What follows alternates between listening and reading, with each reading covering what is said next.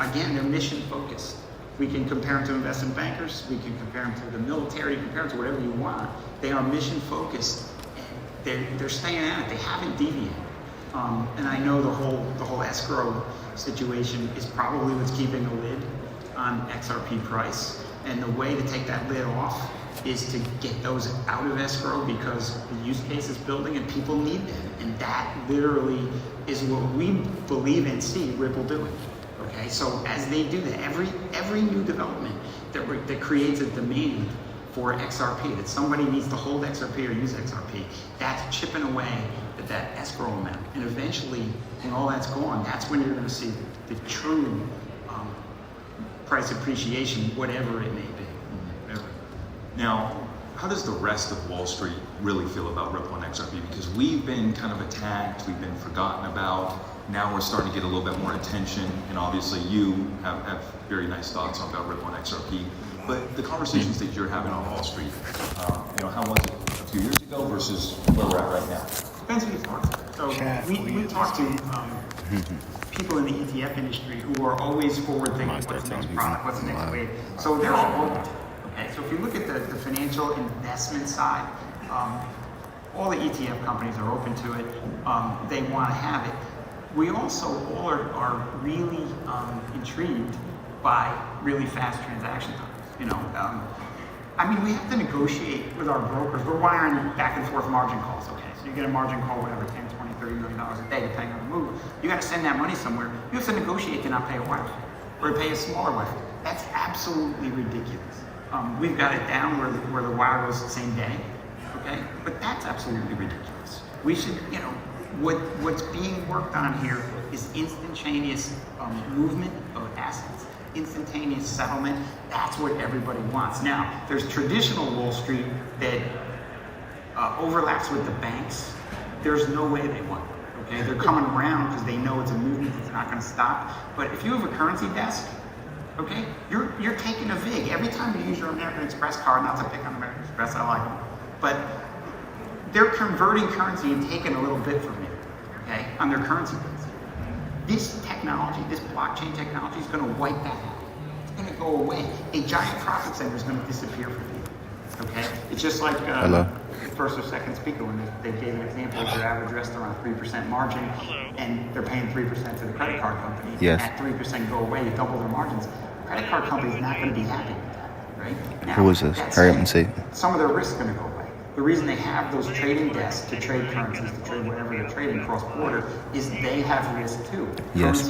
I'm at a meeting right now. I'm gonna take care of the balance later. I think the reluctance that may still be embedded in there are people protecting a franchise that's taking a VIG from everybody. Yeah, I'm at a meeting now. I can't talk, so call me later.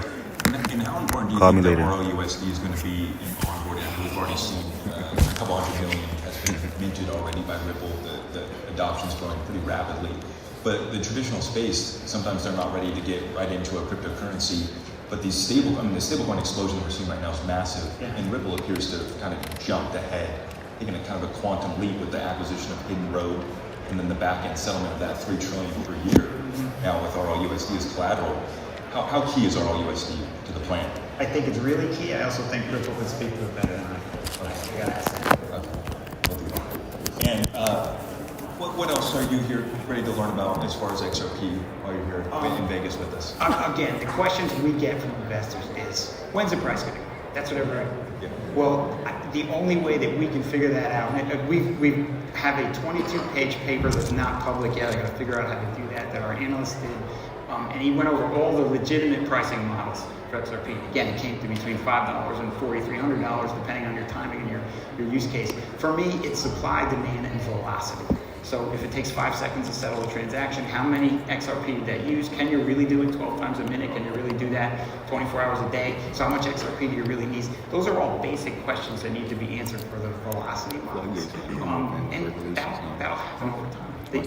We are literally still in a nascent industry. We're all sitting here. This is going to get bigger every single year. But the usage of XRP, the use case of the Ripple ledger is, I think, probably exploding from what we're talking about here.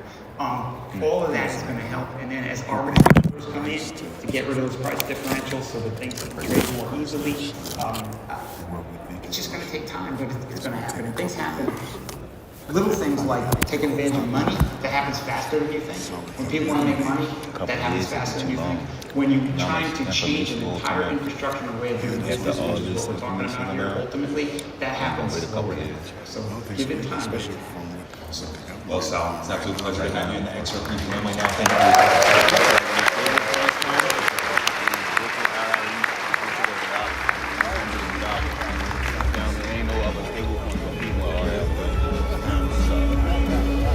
That's going to be the beginning. So I think for the price to get to Bitcoin numbers, it's going to take a year. But the beginning, I feel like it already started. Like we hit $2.50. It might shoot to a stack. That makes sense. I think we're going to hit $25 for it. Yeah. This summer's going to be Securing wealth in crypto, planning an exit strategy. We have from Caleb and Brown, CEO, Jake Boyle, moderator, Lloyd Nelson.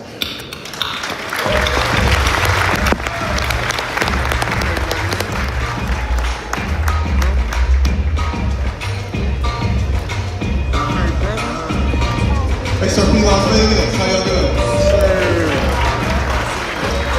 Hey, let's give Brad Kimes a round of applause real quick. We live in a digital world where we log on to X every day, and we're on YouTube, and we're watching videos. Well, Brad is taking his time to bring all of these people together, thousands of like-minded individuals. Raise your hand if you are the resident crypto expert among your friends at your job and your family. Raise your hands. Okay. Raise your hands if you check your portfolio 5 times a day. Yeah. So the cool thing about being in crypto is it's expanded my vocabulary. I now use words like face melting and parabolic and paper hands. So I want to leave you with this before I bring Jake out. If you guys don't have a plan, then you plan to fail. So with that in mind, I'm going to bring out Jake from Caleb and Brown, and we're going to have a conversation about securing your wealth.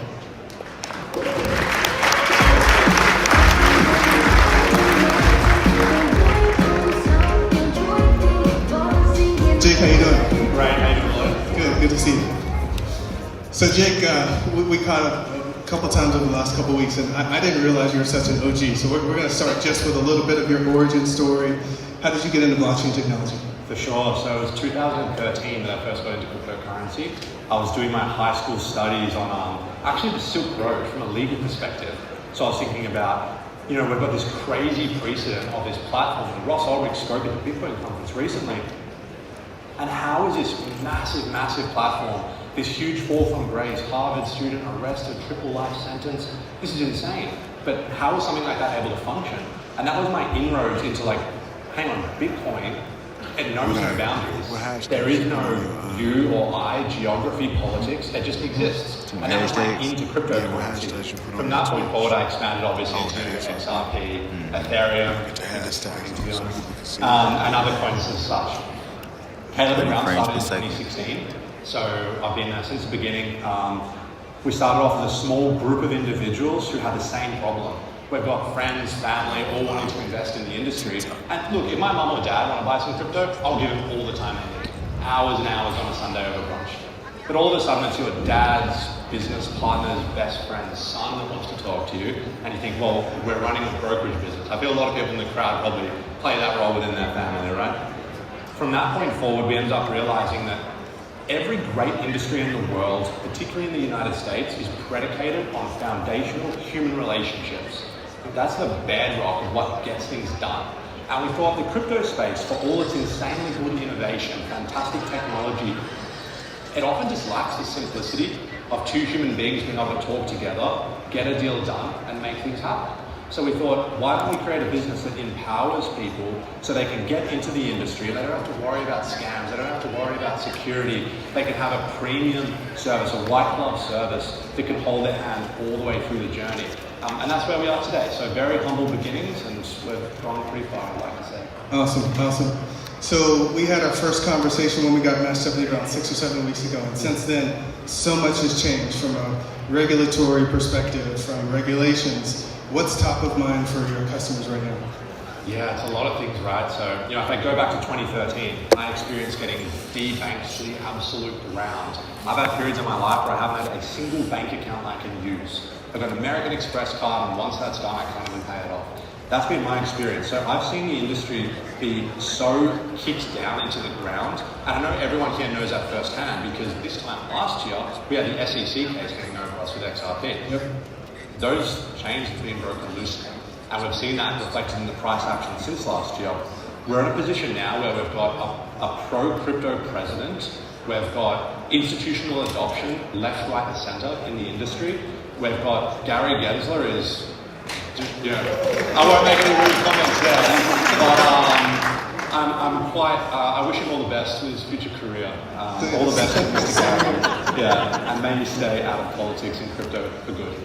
In that scenario, look at what the future has ahead for us now. So we've got clients reaching out and they're saying, Jake, we've been beaten down for years now, and conference on conference, I'm up 4 or 5x on my XRP, I'm up 4 or 5x on my Bitcoin, Solana, whatever it is you're investing in. And now they're thinking, well, what's next for us? What do I need to be worrying about? A large part of it is security. A large part of it is privacy. It's a topic that doesn't get talked about enough. And then what happens if you've got several millions of dollars, you want to take care of your family, you want to buy a house, and you're thinking, I need to get this in the bank and make sure it's there. You don't want to be screwing around with withdrawal limits, a support ticket that gets answered a month later. Maybe you have an offshore entity, maybe you've got an LLC, a self-directed IRA. You need to start getting strategic with things because the tide has turned. Yeah, I think everyone in the room has maybe been affected by the recent Coinbase hack, so not to say anything negative about another company, but every day I'm afraid to click on emails, I'm afraid to open emails, I'm getting text messages that says, hey, did you approve this withdrawal? Call this number. How does Caleb and Brown mitigate that? Yeah, it's a really important question. We took the approach of, we don't want to have millions of customers and an automated solution. And don't get me wrong, a lot of these solutions are absolutely fantastic. They're the bedrock, the foundation of cryptocurrency adoption. We just took the approach of thinking, we want to have far fewer clients where we know their first name, we know the name of their dog, we know where they like to take vacations, and their broker builds a personal relationship with them. And what that means is we can still use technology and all the benefits there, but we don't have to depend solely on it because there's attack vectors at every corner as technology develops, as do the scammers, as do the risks. So for example, clients can say, I want to send coins to Caleb and Brown. I want to put limit orders in place to sell XRP, take some profit at $5, $7, whatever it may be. And from there, they can freeze their account and customize and unfreeze the process with their broker one-on-one. They can use Gmail if they want, or Proton Mail, Signal. We have clients around the world who say, I only want to withdraw if I'm physically in your office. We're talking about an office in Melbourne, Australia, so people take it seriously. We've got clients all around the world with different problems they're looking to solve. And we've realized that every individual client needs different things. And our job is to say, this is what we can offer you. These are the products that we've built. Pick and choose what works for you and tailor an exit strategy solution that suits you as an individual. So what are your wealthy clients? So what strategies are your wealthy clients doing that maybe someone who just got into crypto 2 years ago may not be on the radar yet? It's an exciting question. So we don't have any withdrawal maximums or trade maximums, and we're a premium white glove service. So naturally, having clients all around the world, we have a lot of exposure to, I guess, what you would call the whales in the space. Full transparency, we have clients with well over $100 million in cryptocurrency. Wow. Yeah, and we've got clients who are Bitcoin OGs, XRP OGs, back from the day they've made their money. We've got family offices, we've got private firms, we've got MBA players, you name it, whole variety. The main thing they're worrying about is actually privacy, I would say. They don't like the idea of having their passports spread across all these automated platforms all around the world. And there's a new one coming up every other day, right? They don't want that. They want a situation where they can onboard, they can have their partner, their accountant, their lawyer, their assistant, their children embedded in that one little ecosystem with a broker. The broker can take them out for lunch in their home city, you can meet them in person, get personal with them, and kind of keep that as a private cryptocurrency affair, so you don't have to worry about all the headlines you might see on Twitter of, data being leaked, accounts being compromised. I would say privacy is the biggest one, and then off-ramping. It's all good and well to have the paper gains, but if you can't turn that into an alternative asset you might want, whether it's a property, whether it's your kid's college tuition, whether it's a Porsche 911, whatever it is you like, you need to be able to get that in the bank and make it real. And if you're stuck with a $10,000 a day withdrawal limit, if you've got enhanced KYC, the 11th hour, when you finally hit your sell targets and you want to get that money out, well, that's frankly just not good enough. Yeah, so I'm sure there's a lot of people in the crowd just like me who probably have like 80-90% of their liquid net worth on their ledger in a safe. So how do you think about and approach custody? Yeah, custody is it's a really critical part. I think it's as far as our business is concerned, we don't gain anything from a client leaving assets with us. Like full transparency, we have to have cybersecurity teams, tech teams, operations team, third-party auditors. We deal with regulators all the time around the world, and we don't charge any custody fees. We don't lend out your assets. We don't rehypothecate your assets. We don't stake them. They sit in the most boring, dry, buried, isolated wallet for your account, and we cover all the costs of maintaining that. So for us, we offer that as a solution, saying, if this works for you, it's something that we offer. And your broker will walk you through that. If you're using a ledger, a Trezor, or a paper wallet, and that works for you, and you're empowered, and you're like, you know what, Jake, this works. I know how to get things done with this. I'm not concerned. You don't have a problem. So our job is just to say, here are the things we can do. If that solves a problem for you, let's do it. And if it doesn't, here are other things we can do. And it's really easy business like that. That's awesome. So, what's next for Caleb and Brown? What's your vision for your organization next 2 years, 5 years? Where do you think the industry's going? Yeah, we were mentioning before that the tide has turned, and the naysayers and the people who kind of beat this industry down in the past, particularly those who are in positions of authority and power in the USA in particular, James Broken, they were just wrong. Like, it's just as simple as that. You were incorrect.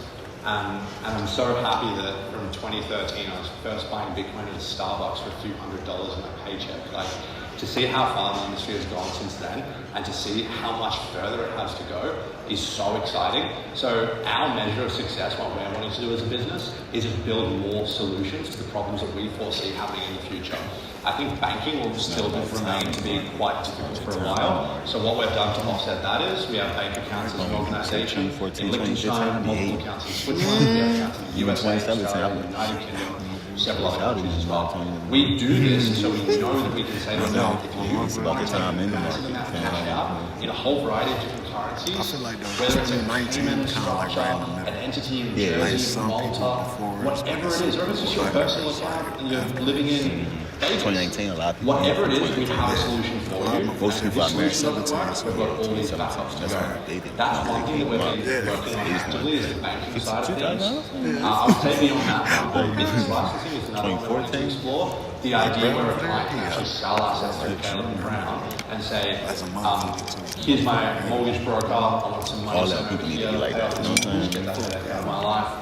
I want to buy a beach house. We've got a real estate agent I'm working with. I'm going to put you in touch with you guys sort it out. I've got tax bills to pay sent here, and I want to buy a new car. We just want to be able to house all of that locally, so we can make things as premium and low touch with no headaches to the individual. Awesome. So there's 30 or 40 people in the audience who've heard of this. They're ready to go. What does it look like to get signed up with Caleb and Brown? Where do they start? There's quite a few QR codes around here. We've got a little spot on the back. If you set up an account, there's no cost of having an account. There's no obligation. And I really want to stress that, because I'm aware that we're in an industry which, like, there's fantastic businesses here today. There are businesses in the space which we've seen over the years which are not so great. We want to be able to put our money where our mouth is and say, if you set up an account, even just put in an email and phone number and the first name, organize a call with our team, understand what we can do for you, what we can't do for you, and if that's something that works, you can keep the ball rolling. There's no cost of having an account. If you send coins to us, we can withdraw it straight away. There's no withdrawal fees, there's no deposit fees. The only fee is when you execute actual material transactions. So we like the approach of saying, just have a conversation with us, get in touch with a broker. If it works for you, fantastic. And if it doesn't, reach out anytime if a question arises. Awesome. So it's not often I get to sit down with OGs, and you've been in crypto since Mt. Gox. So share an OG story for us, just some anecdote.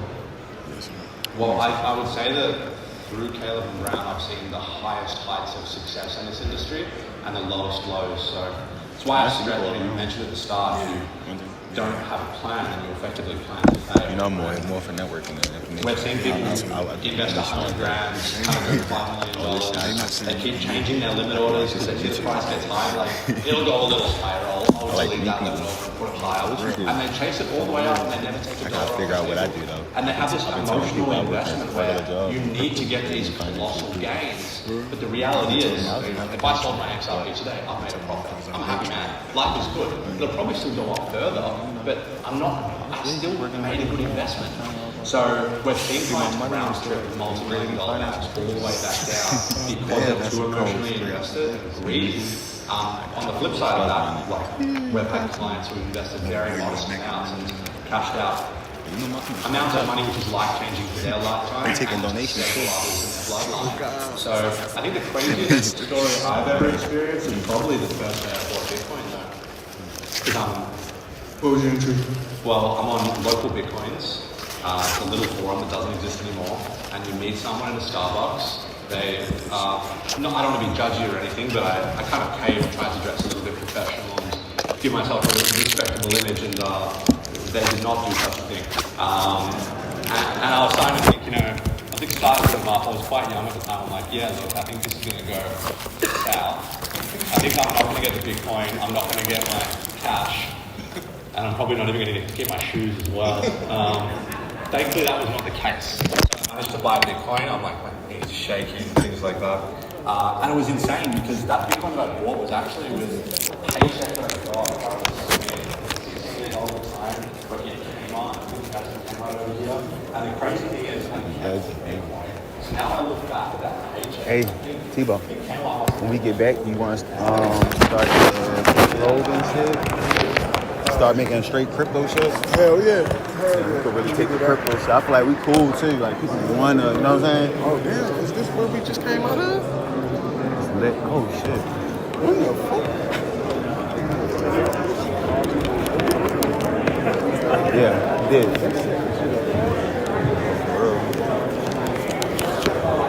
So I guess it's time to feast.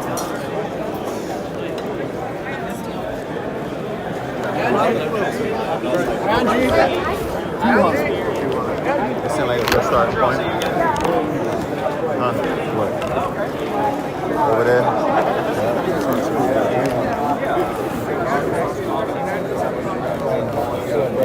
Telling you our little trick, you know what I mean? You know what I'm saying? Make a waterfall. Like, you ever been to Niagara Falls? Yeah, you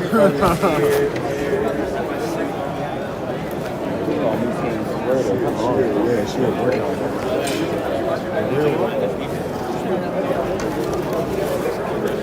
I need to got the plastic.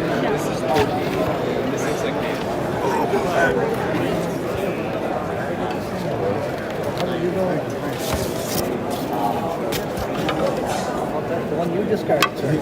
Yeah, I noticed I had two of them. That's all right. Be like that commercial, the Volkswagen commercial. Yeah. Go lick the door handle first. You didn't lick it, did you?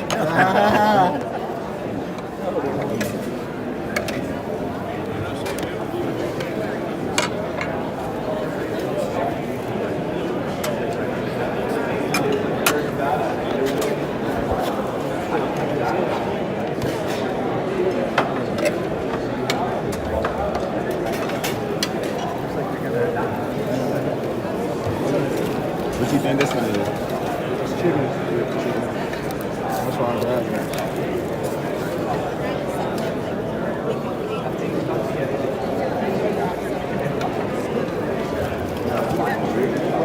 Right there at the end.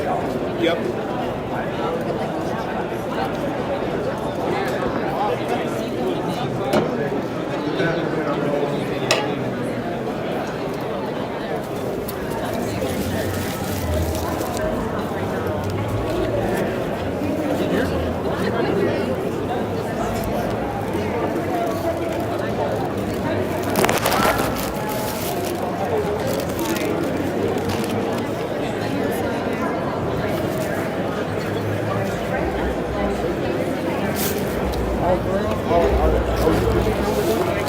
Not with Brad, but he's in their like small group. Oh, okay.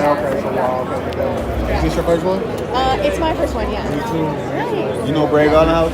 Sorry? You know Brad Garland House? No, Brad Himes. Oh, Brad Himes, Yeah, okay. yeah. You know him? Kind of, but through my dad. Yeah. Okay. I watch Are him. y'all going to the party tonight? No, restaurant, yeah. That's super cute. It's like tomato soup. It's It's good. Well, we brought in like a picture of the logo online, and they went ahead and made it for us. Thank you, ladies and gentlemen. Thank you, okay, ladies. We'll have more soup later. What kind of soup? Tomato based.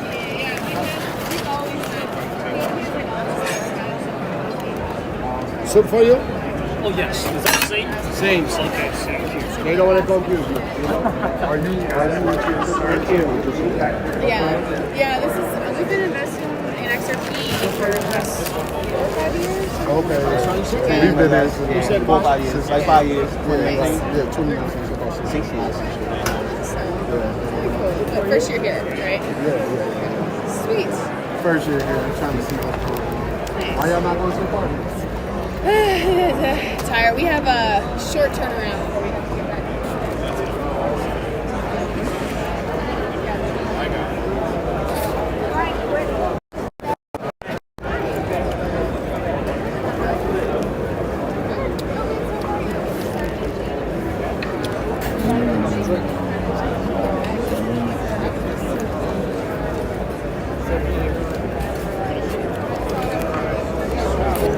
What's up, man? How you doing, James? Good, James? Donnie, man. Donnie? Yeah. Where you from, man? From Baltimore, go to. Baltimore, okay. Pittsburgh, man. Oh, we right around the corner. Yeah. We neighbors. Actually on my way down there, man. Where? We're going to take it down to Morgan. Morgan State? Yep. How about, yeah, my daughter young. Yeah, 4 years old. Okay. Got a long way. Daycare. Kindergarten. Okay. Definitely. Oh yeah. What you be doing? What you doing for work and stuff like that? Truck driving? Truck driving? Yeah. Just investment truck driving? Yeah. Getting it all in? You all in or what? Oh, hell yeah. You too? Yeah. Definitely. So I've been in it for a minute. 2001? No, 2021. My bad. 2021? Yeah. Oh yeah. I've been in there 2019. Okay. Yeah, so I quit in 2019. The prices That bull run. Yeah. That's my first experience. So Yeah. Then I've been Locked in. Yeah. Same here. During that time frame, I experienced some gains. You know what I mean? Because during that bull run, I really didn't. I was just getting in and still learning. So I was able to still make some gains and learn how crypto go and everything like that. So Did you get that Dogecoin bull run? You know what? That's funny as hell. Because it was the XRP Doge. The XRP Doge. Oh, that's the bro? Yeah. It was crazy? Oh, well, yeah. I was just telling the guys, we was talking like, what was your best gains you ever had? XRP Doge? Yeah, XRP Doge. I probably had got some crazy gains with that and probably doubled the amount of time. Right? Really? Yeah. 2019, that's when I'm saying like I was just buying hella cryptos. I ain't gonna lie, like all right, XRP, anything associated with all of it. Yeah, just grabbing it. Well, you know what? They was doing a XRP airdrop. If you bought XRP Doge and held on to it, and I bought it. I spent $400, man, on it, and I had some gains off some Harmony One. So I said, take this 400 Doge over here for my airdrop. Lo and behold, that 400 wound up turning to 20,000. Same thing, my boy. I've been on it. Sandbox. Yeah. Okay. You know what? I heard much of that. Sandbox. Wow, Sandbox more of a metaverse. I know they're doing their thing, but more feature like XRP. Certain ones don't get the recognition they need and everything. Yeah, I'm into the whole Web3 though. Oh yeah, definitely. Not just it's crypto, but the whole NFTs. I feel you. I love XRP. XRP is like my number one. Yeah, for sure. Same here. You know, I think with the Flare, Songbird, and all that. I got Flare, Songbird, So Low, Casino Coins. Yeah. I ain't really got a bunch of casino coins. I see what they doing. Yeah. I mean, They I just got need it for the to name. go low. Yeah. Because it's a win. Seen no Y'all porn. run it. Yeah, Run it. you know what I'm saying? Run it. Let all One y'all day, start using all it. this gambling money, It's all gonna be. it's gonna have to be a certain. It's gonna be casino. Everything gonna be destinated to a certain category. Right, for sure. XRP got finance. Somebody got yeah. smart contracts. Sandbox or whatever coin might be fighting for metaverse. I You know what I'm saying? dove into a sandbox all like that. There's so many. It's like, well, I think they got to switch over to the XRP. To the ledger? Like the ledger. Oh, yeah? I think a lot of things is because of the technology. Right. I'm trying to find a little table. Oh, yeah. James. All right, Donnie. Yeah. T-Bone, man. T-Bone, my man. We gonna catch you around. For sure. See you. We out here for 2 days. Yeah. Already. No doubt you can be more. Cleveland. Okay, we all in the same region. I'm from Pittsburgh, man. Okay. Oh, you're still a fan? Oh, damn. We got Ravens. Browns, Philly. I know who number one, though. Yeah. We all know who number one. The Ravens. We all say. No doubt. For sure. My man. I'll see y'all. Yes, sir.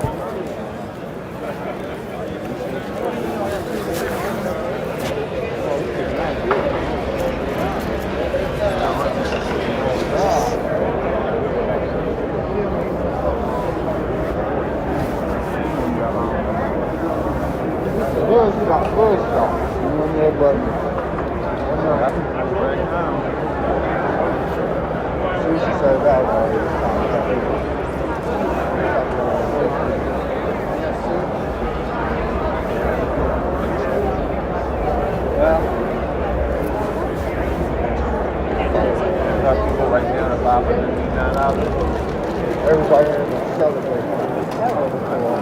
Champagne popping on the NBA Finals.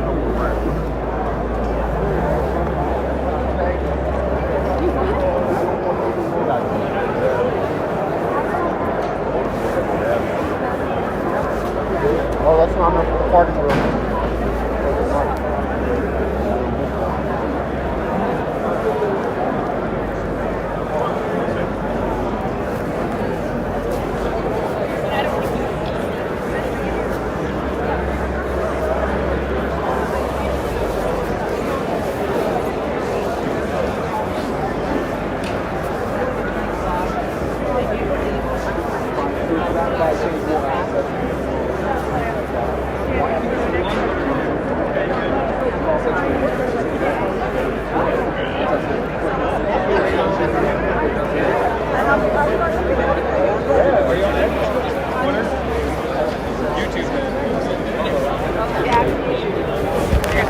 Yeah, sure. No, that's wonderful. Type in a XRP name or I got Yeah, do you want to have RSVP? Okay, all right. Oh, that's good. Yeah, it's 8 Oh, awesome. See that? And you can send that to me. Yes, I will. Excellent. Holy shit. Okay. So what's also Yeah, you get a confirmation email once you sign up. So it just asks Hi. Of Of course you can. Only if you come to our parties tonight and wear them. You are? You've RSVP'd? Amazing. Would you like some other goodies as well? So we got a Sharpie, we got a green bag, green candles here. You're going to put them on now? Babe, they suit you. They suit you, you know. Yeah, so you've registered, right? Yep. Do you play with the memes on XRP? Have you? You have? Excellent. So you know, you got a magazine mug? You do? Fuck yeah. Yeah, you do. Do you have an NFT? I don't have an You need an NFT. You do, because you can immortalize yourself on the blockchain to become the main character, or you can step into the Sigma characters.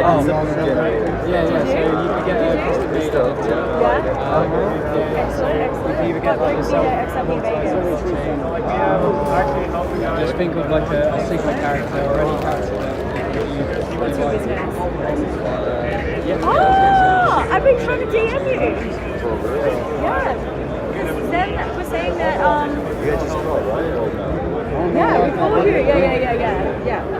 been super busy. No, that's all good. I was like, I messaged him, I swear. Did you find it? Do you want a bag? Yeah. Even NFTs would help that too.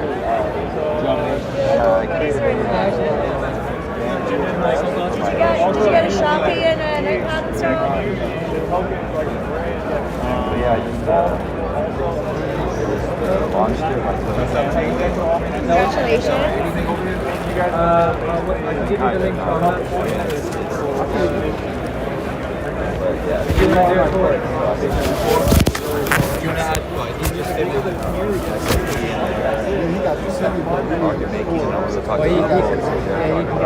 Yeah. You're definitely in the right place. And I was going to say, astrology-wise, the stars are aligning as well. Absolutely, yeah. I actually just got my First NFT? My first NFT mock-up for my Oh, congratulations. Can't wait to see. I've had NFTs on the XRPL for like 4 years. Oh, wow. Back in XLS 14. 20. Probably, yeah, early 20. Early 20 was XR 14. XLS 14. Yeah. Well, X-Punks are taking over the Ray the patio tonight for the grave. Yeah.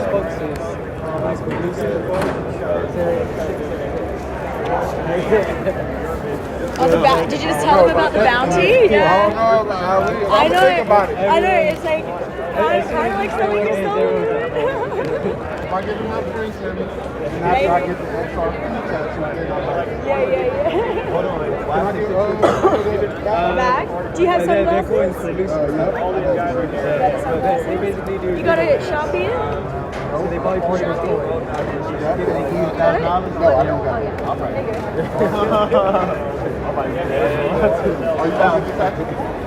Holy shit! I need to. You gotta be the first person to get it. Down under. Yeah. Well, see you tonight, baby. Yeah, definitely. We'll be there. Yeah. Well, actually, I kind of nerded out. It's lovely, like. Okay, here's what I want you to do. These guys.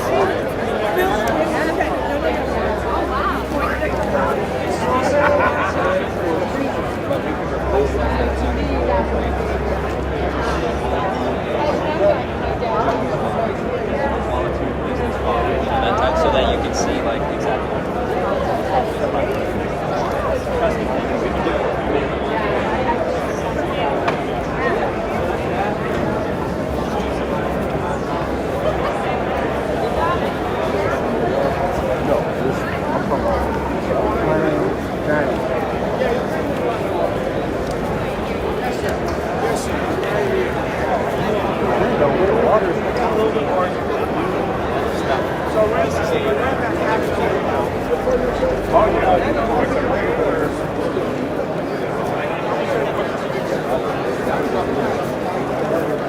What's going on?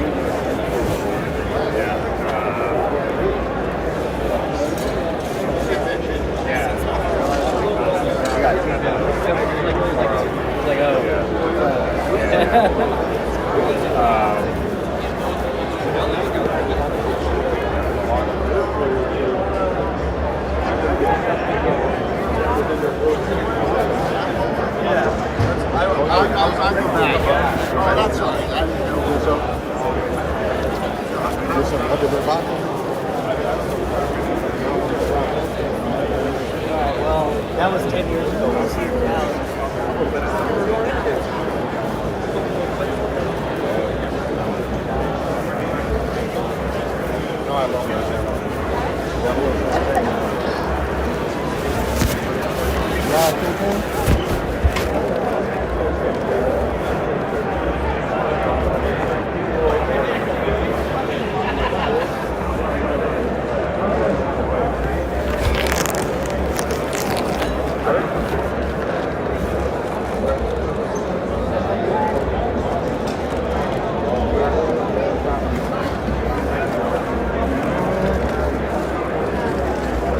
Feel like I got on that Oh, God! So weird. You got to get to the stage.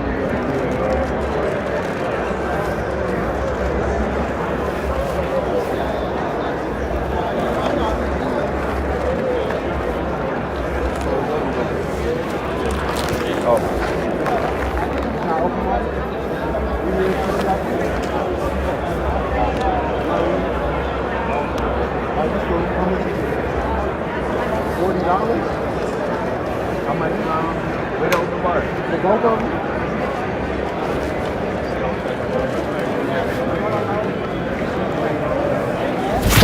Is it 40 for both or?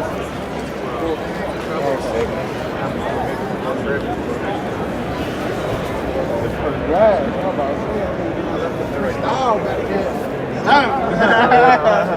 I don't have it. Sorry, what can I get you? I do.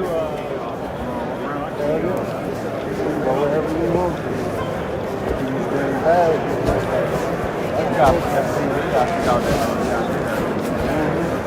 You might get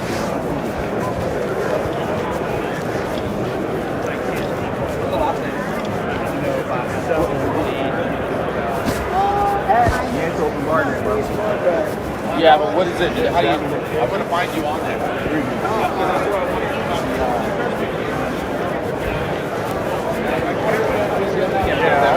I don't hate that.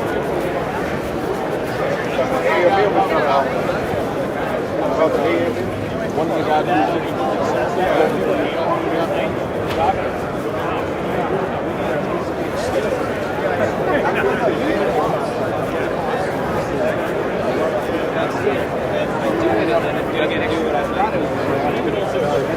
Four or five times.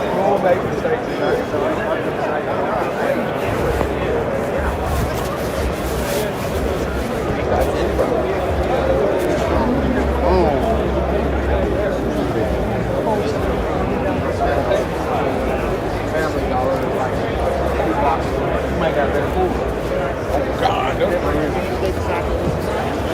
and they do. And he didn't. Yeah. I wasn't trimming. And he smelled something else. You gotta find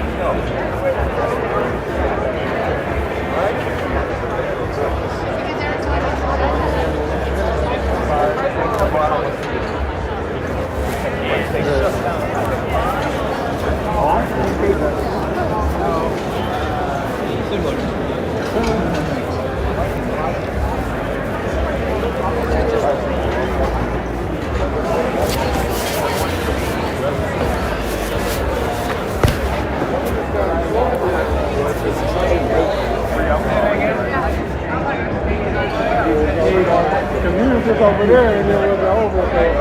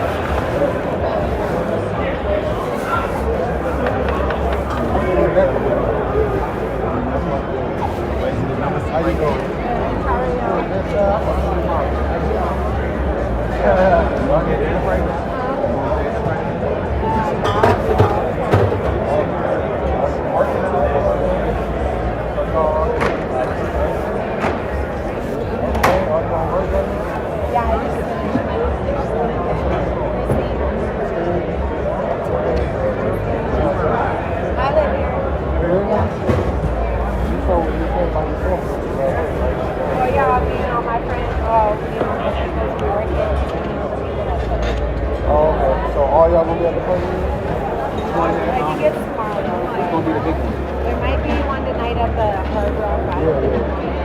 Oh, why not?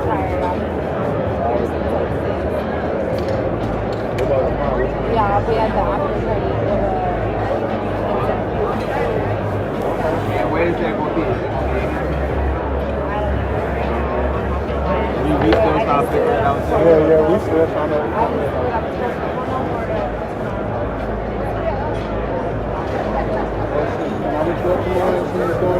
I'll be here to see you.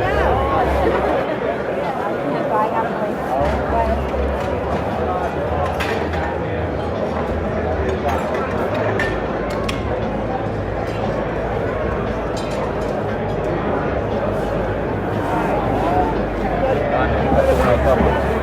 Yes. Can you do it?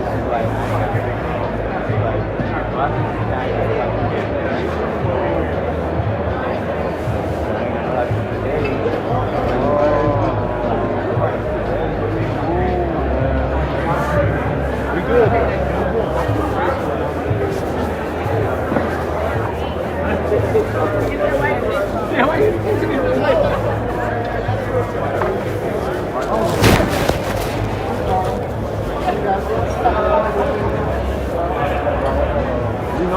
It's so crowded and we like Yeah, there's no seats.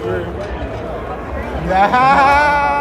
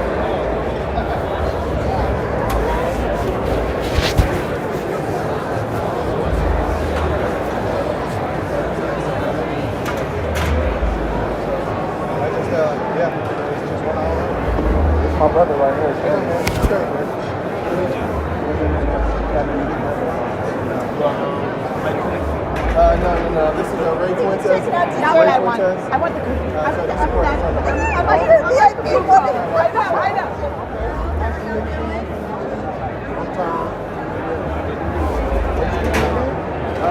Yeah, tomorrow during the liquid income payment, someone else. Yeah, moderate. So the guy building the first bank on the next one. Tomorrow? Yeah, tomorrow. Yeah. So tomorrow for yeah, so Brad Garland has to be tomorrow. Oh, that's going on like I guess it's tomorrow. Yeah. Okay. Is it open back up? Probably. I think the first payment is the 10th. Probably open up at 9. Okay, you don't want to miss Brad. Is this your first one? I was here last year. Oh, last year. So I brought my better half of it this time. Okay, good look.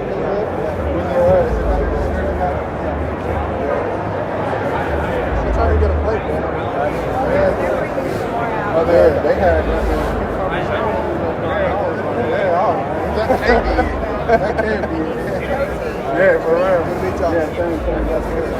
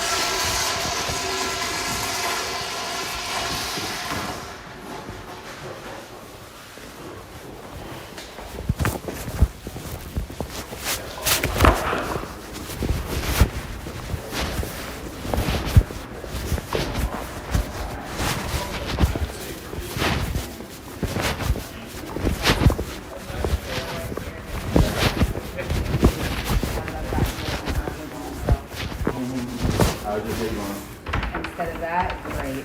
Great. Yes, no. It's all right. No big deal. You need help praying? I need to pray. I'm not going to touch anybody. Where you from? Texas? You look like my baby model. I ain't gonna lie. You call for her. You take a picture. She might be religious. It's possible.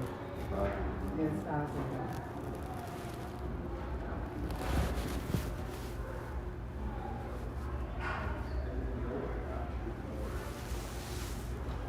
Oh, that's crazy. That'd be right. Yes. Am I lying? No. Wow.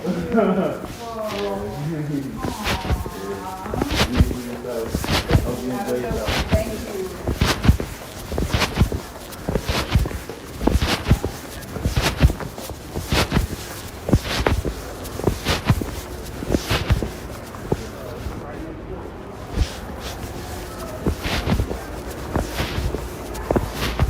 So is it ETD learning different or is it everything mostly? I break down. So they like probably other than not really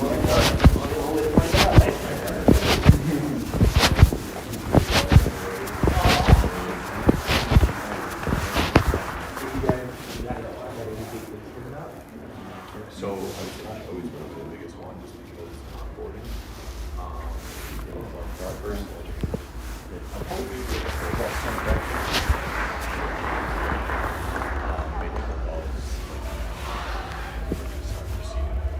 It's funny because like sort of speakers, like everyone will lose their mind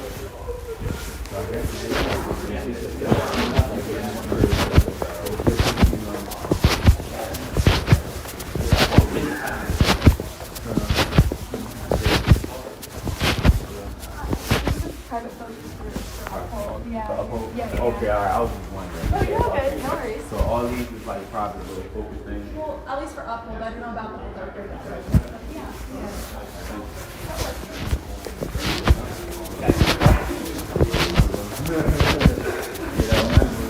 Yeah. Nothing there.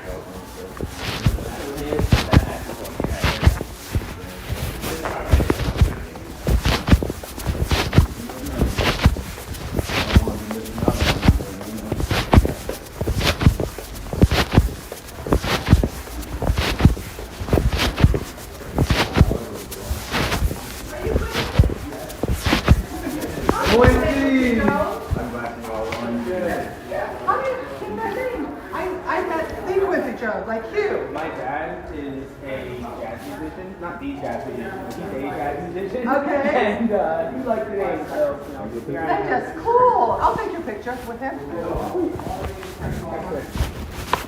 you want to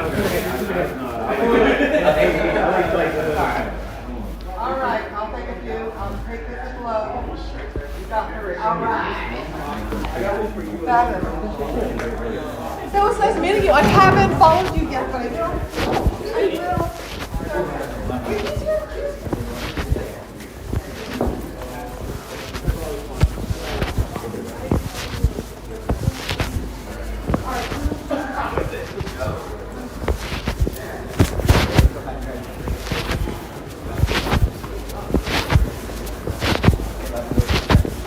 Going to bring customers on chain.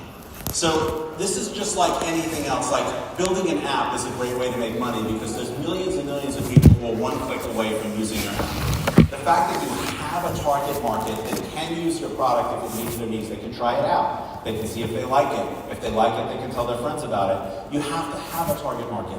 The problem right now for a lot of blockchain systems is that there's no target, the target market doesn't exist.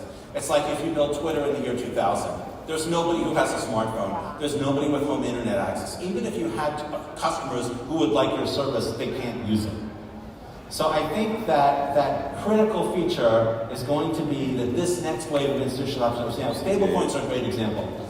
There's nothing more institutional than a stablecoin. Ripple launched a stablecoin. It is heavily regulated.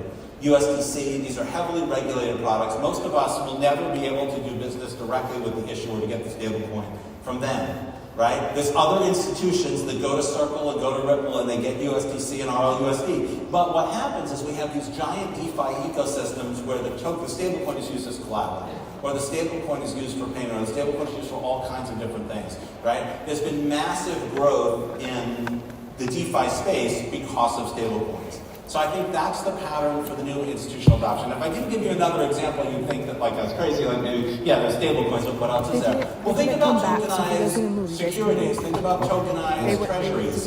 These are things that lots of people hold as investments, tokenized stocks. These are things that people need, and there have to be, institutions have to create them. They can't come from inside the DeFi space. We can't create sensible real-world investments. Well, we can in limited quantity, but we can't create them in the same quantity that TradFi can. So the fact that these institutional DeFi use cases, these new ones, are going to bring onto the chain the things that people currently need to get from TradFi, and they're going to create a target market for the next wave of retail DeFi, so that you will have customers who have blockchain access. So basically, it's very necessary for that to go from the currently, let's say, 100 billion stablecoin market to let's say 10 trillion, 5 trillion, 16 trillion market that is out there in real assets. Yeah, so I think there's two key blockers. One of them is that in the DeFi space, we have a very limited set of offerings. NFTs are great, but they're not going to replace TradFi. Over-collateralized loans, great, not going to replace TradFi. Being able to buy and sell speculative assets like cryptocurrencies and yield farming, those are really cool, but they don't have the kind of mass appeal that we need. And I think the other blocker is being able to get money on and off chain. So like I can get money off, I have enough money that I can put money on a blockchain and use it, but like if I didn't have huge savings, if I didn't have huge investment funds, that wouldn't be realistic. So like if we want to target, we can target maybe 0.1% of the global population with a system where you have to move their money from where you can spend it onto this blockchain, and then it's hard for you to get it back. So I think we need to solve those two problems, and I think this wave of institutional adoption is going to solve those two problems. And that's going to enable that next wave of DeFi mass adoption, hopefully maybe as soon as next year. Yeah, because currently a lot of the use cases right now are some sort of gambling and some sort of these things that are speculative. But because they're easy to build inside our ecosystem. It's the same thing with the early days of the internet. Like porn was a big use case because it's easy to build inside that space. There's demand, it's not satisfied. Like really crazy speculative assets are very hard to get to before cryptocurrency. There was no asset really, maybe penny stocks. Like there wasn't that kind of and NFTs like those markets didn't really exist, and so there was low-hanging fruit. But it's not going to be what's going to get us mass adoption. Do you see any other blockers currently? Because regulation was like always a big one. Now with this new administration, how did that change? Well, I mean, that was a huge, obviously that was huge, especially, putting my Ripple hat on for a second. I mean, dealing with regulation was a huge blocker for us. And I think there was a lot of institutions that, we had to sort of hide the cryptocurrency aspect of what we were building to get institutions. In the early days, we were like, forget about cryptocurrency, you'll never have to touch it. And then later on, we're like, well, are you willing to use a cryptocurrency where it will save you money? And they're like, well, if we can, we will. There's all kinds of regulatory blockers. So it's nice that those are, that's becoming easier. I think that's what's going to enable this next round of like real world asset adoption. Also, you might think, well, it's really just the United States that changed, but that's not true. The United States, through many formal and informal means, has a tremendous amount of control over the global regulatory environment. There are many countries who won't do something if the United States disfavors it, and so we're starting to see, very, very quickly we're starting to see change. So I think that's going to be great, especially for institutional adoption, which we need. Yes. So looking at the XRP ledger and the functionalities that they provide, thinking of decentralized identity, permission domains, these functionalities, can you explain more on that and how that maybe is actually giving these tools to enable that shift from not only the stablecoin issuers, but becoming this huge market, aggressive market, also for the XRP ledger? So the XRP ledger is not a smart contract or Turing complete blockchain like many hundreds of other blockchains are. That's an advantage and a disadvantage, and obviously what we want to do is we want to play to its strengths and avoid, trying to compete in markets where the disadvantages, work against us. It's very differentiated. And so that means that if we want to tackle these new use cases, there have to be curated smart transactors that serve those use cases. So there will be smart transactors specifically for lending use cases. There'll be smart transactors, that optimize real world. So we introduced the automated market feature. We added a smart transactor for NFTs. So there are these curated smart transactors that enable these specific use cases. They're not going to be able to target 100% of use cases because some use cases will require functionality that the smart transactor just doesn't provide. But there's a significant number of advantages in areas like performance, fee stability, and most importantly, I think everybody has heard the story about somebody who agreed to a smart contract. All my apes, do you remember All My Apes Are Not? Yes. Right? So like someone thought a smart contract was going to do one thing, they agreed to use that smart contract and did something else. And the problem is your wallet can't understand every smart contract. And there could be flaws in smart contracts because the XRP ledgers transactors are more curated. There could be a flaw in a smart transactor, but that's going to affect everybody in the ecosystem. As happened with AMM, if we find it, we fix it very, very quickly. Whereas in other ecosystems, there could be hundreds of smart contracts with many different flaws that may or may not get addressed. So it's an advantage and a disadvantage, and you're going to see more proposals for smart contracts from smart transactors from Ripple and others to target the use cases that we think are going to be. I think what you're also going to see is, we've made a commitment to work on some programmability. I don't think you're ever going to see the XRP ledger become yet another Turing complete smart contract chain. If you want those, you know where to find them. I think there's room for a differentiated product that has a more curated set of features. But there'll be a number of cases that the XRP ledger could almost satisfy, where there's some additional thing you need that doesn't necessarily trigger all of the disadvantages of full smart contract capability. Like one example might be, you have an NFT marketplace and you can do something more complex on the back end with the funds. That doesn't affect the person who's doing it knows they're buying or selling an NFT, how much we pay, what NFT we can get. But we can have more complexity on the back end without sacrificing the security features. So I hope you'll see that kind of thing. And I think we're also seeing that 70-80% of the functionality with fixed functions and smart transactors goes really a long way. Like people can do very much a lot of them. And for the rest of the 20% that you cannot do, there's maybe another solution. I think there's other advantages too. Like for example, if you look at a blockchain like Ethereum, there's a number of different things that provide a swap functionality, and they all have their own isolated liquidity. And that's nice if you want to own a pool of liquidity where you can tax it.